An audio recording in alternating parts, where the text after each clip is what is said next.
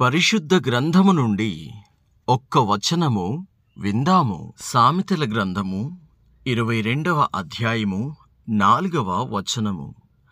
యెహోవాయందు భయభక్తులు కలిగియుండుట వినయమునకు ప్రతిఫలము.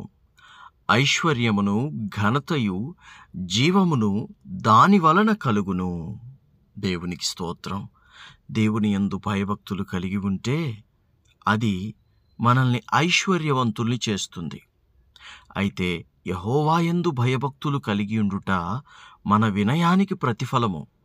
అంటే నీవు వినయము గలవాడవు, నీవు తగ్గింపు గలవాడవు, నీవు దేవుని మాట వినువాడవు గనుక దేవుడు నిన్ను ఐశ్వర్యముతోనూ ఘనతతోనూ జీవముతోనూ నింపుతాడు. దేవునికి స్తోత్రం కలుగునుగాక. అవన్నీ నీకు అనుగ్రహించబడునుగాక. ఆమేన్.